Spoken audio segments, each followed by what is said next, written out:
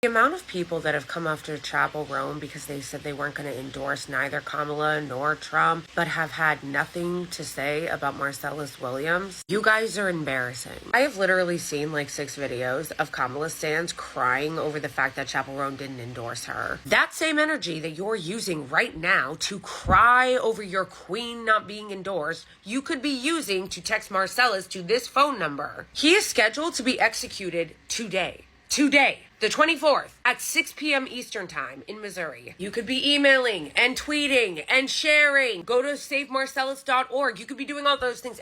But you know what you can't do? You won't be able to write it on Kamala HQ because they straight up filtered out the name. And they clearly did that on this account. Although they haven't done it on her main account yet. So you can still go to her main account and put it on there, on any of her videos there. Her most recent one, you should. The people that are going after Chappell Roan, especially all you white savior types, for not endorsing Kamala Harris are so embarrassing too, because it's like, I thought you guys were so concerned about black people, okay? That was part of the reason why you're shaming people and berating people into voting for your queen, is because what about black people here at home? Yeah, bitch, what about black people here at home? And Kamala Harris is so full of shit. Do you guys remember how on top of the whole Black Lives Matter thing she was in 2020? She wasted no time capitalizing every single time a black man was shot in 2020. Do you guys remember when Jacob Blake was shot by the police in 2020? She met with him. She talked about how this was outrageous and she was going to tackle police reform shit. It was gonna be a top priority. And by top priority, she meant